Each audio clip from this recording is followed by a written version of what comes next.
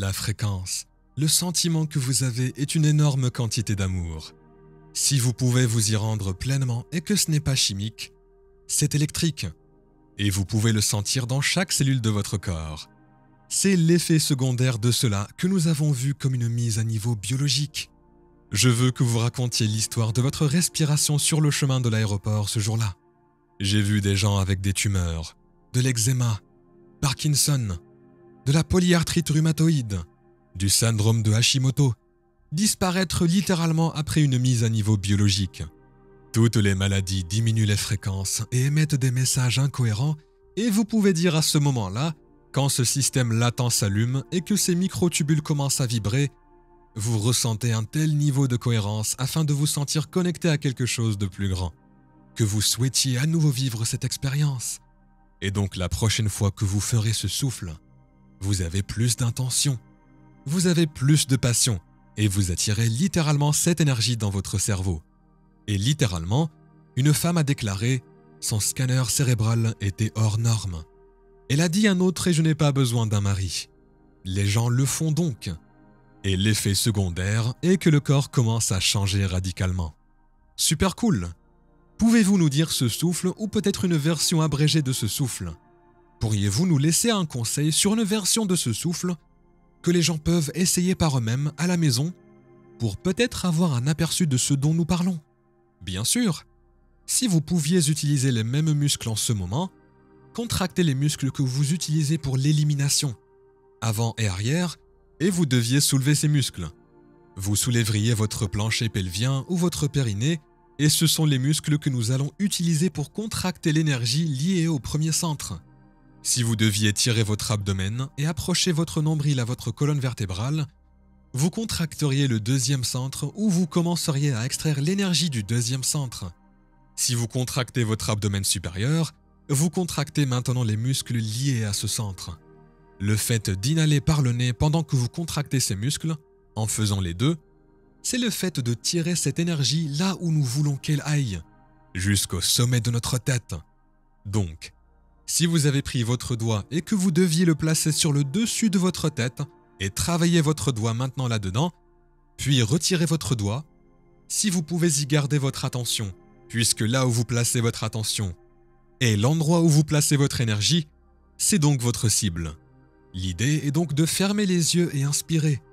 Et en même temps que vous inspirez pour soulever ces muscles, et avec l'intention de sortir l'esprit du corps et de libérer de l'énergie, en tirant cette énergie jusqu'à votre cerveau, lorsque vous inspirez, une respiration lente et régulière, suivez-la de votre périnée à travers votre bas-ventre, à travers votre haut abdomen, à travers votre poitrine, votre gorge, le cerveau jusqu'au sommet de votre tête.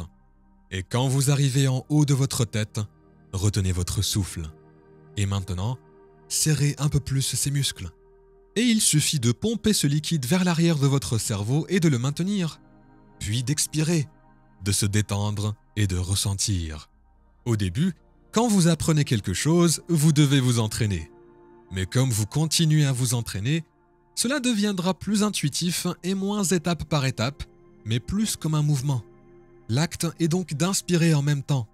Périnée, bas-ventre, l'abdomen supérieur et pendant que vous inspirez, vous suivez ce souffle tout au long de votre poitrine, à travers votre gorge.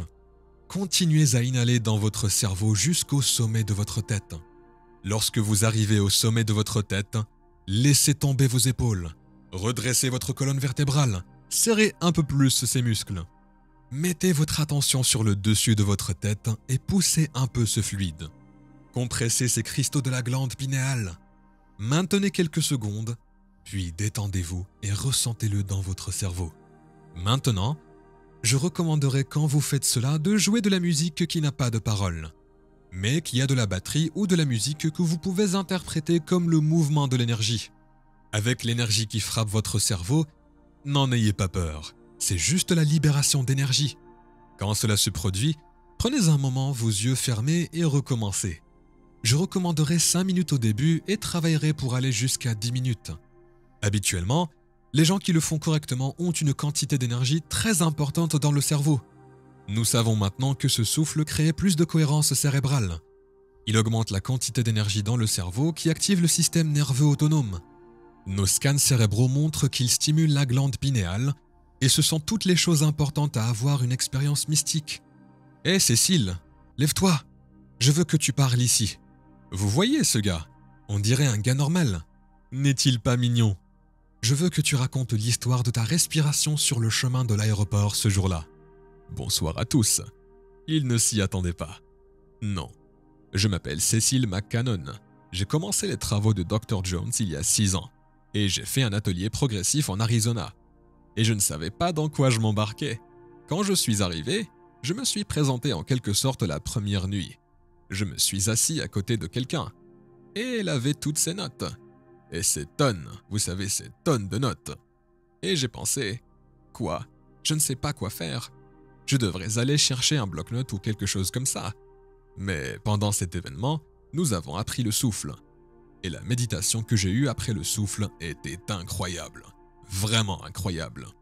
Donc, environ 1 semaine après l'événement, j'ai pris un vol pour la Californie depuis l'Arizona, aux États-Unis pour travailler. Et je me suis souvenu que j'avais cette expérience incroyable avec le souffle dans la méditation. Et je me souviens Dr. Joe dire « Je ne me souvenais vraiment pas beaucoup de ce qu'il avait dit, mais la seule chose dont je me souvenais était que cela réveillerait le cerveau et mettrait de l'énergie dans le cerveau. » Je me suis dit « Je dois me lever à 3h45, je dois monter dans un avion, être là pour 4h30 du matin pour prendre mon vol. Et il y a du trafic à Phoenix. Ouais. Et il y a du trafic et j'aime être en avance. Mes enfants me taquinent que, vous savez, j'aime être là 10 heures plus tôt. Mais c'est seulement 2 heures. Je suis donc sur la route très tôt le matin. Et je décide, eh bien, cette respiration mettra de l'énergie dans mon cerveau et ça me réveillera. Et vous savez, parce que je traînais, j'ai donc commencé à faire la respiration dans la voiture. Je ne recommande pas. Mais il n'a pas eu le temps de faire sa méditation.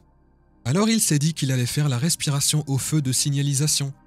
Je ferai la respiration à chaque moment que je pourrai. Ouais, je commence donc, les yeux ouverts bien sûr. Pouvez-vous imaginer la dame dans la voiture à côté de lui? Donc, tout le chemin vers l'aéroport est à environ 40 minutes en voiture en faisant la respiration en la retenant, vous savez, au moment où on en est au sommet de notre tête. Et vous savez serrer les muscles. Et j'arrive à l'aéroport. J'arrive au parking et je me gare et maintenant je suis en navette, donc je peux vraiment respirer dans la navette là. Je suis la seule personne dans la navette avec le chauffeur. Et il pensait que j'étais fou parce que je suis, vous savez, en train de faire la respiration. Et j'arrive à l'aéroport et je pense que, oh super, je vais passer la sécurité. Je me prépare, j'ai enlevé ma ceinture, je vérifie que j'ai tout, me poser, prendre mon petit déjeuner et monter dans l'avion. Et je monte dans le scanner. Le scanner tétra tourne et je me dis « Oh, c'est facile ». Je commence à avancer et ce gars se tient devant moi. Il dit « Excusez-moi, j'ai besoin que vous vous penchiez. Je dois tapoter le haut de votre tête. » Parce que j'ai fait, vous savez, la respiration et j'ai placé mon attention là. Je ne le savais pas à cette époque et je me demandais juste de quoi il parlait. Alors il m'arrête et j'ai dit « Eh bien, peut-être, tapoter le haut de ma tête. » Il dit « Oh, ouais, il y a quelque chose sur le scan. Et la seule façon que je peux vous innocenter, c'est de toucher le haut de votre tête. » Alors je fais ça parce que j'étais plus grand. Et j'ai dit « C'est tout ?» Et il me répond « Oui, c'est bon. » Mais j'ai dit « Je suis peut-être un alien. » Et il me répond « Plus comme une licorne. » Donc, en haut du scan se trouvait l'énergie sortant du haut de sa tête. Je me souviens être assis là. Je ne pense même pas pouvoir raconter cette histoire à ma femme. Elle ne va jamais croire à ça. Alors, j'ai eu la chance de m'asseoir à côté de quelqu'un qui connaissait le Dr. Joe dans l'atelier avancé de Denver. Et j'ai fini par raconter l'histoire au groupe. Et puis, quand je suis rentré de Denver, le scanner était hors service parce que beaucoup de gens essayaient de le configurer après avoir entendu l'histoire. Et puis, quand il l'a raconté, je l'ai ensuite raconté. Et puis, il y avait un gars du Mexique qui vivait à Houston, et j'ai vu ce type déplacer de l'énergie. Il sait comment le faire.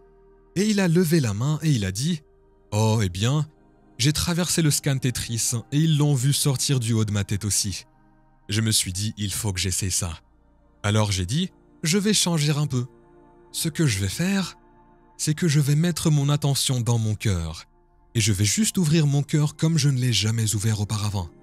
J'ai un vol de 7h30 le matin après mon départ à 4h30. Même chose, je me suis levé tôt, j'ai fait ma méditation, je suis arrivé à l'aéroport, j'ai continué, et tout d'un coup, j'ai oublié. Je monte sur le scan comme ça. Je sors et le gars me dit « Puis-je toucher votre poitrine ?» Et j'ai dit « Pourquoi voulez-vous toucher ma poitrine ?» Il a dit « Ce sont ces mots exacts. Portez-vous un médaillon ?» J'ai dit « Vous voulez dire si je porte des bijoux ?» J'ai répondu que non, je ne porte pas de médaillon. Et puis il touche ma poitrine et je regarde le scan et il y a un énorme cercle jaune là où est mon cœur. Donc, où vous placez votre attention, c'est là que vous placez votre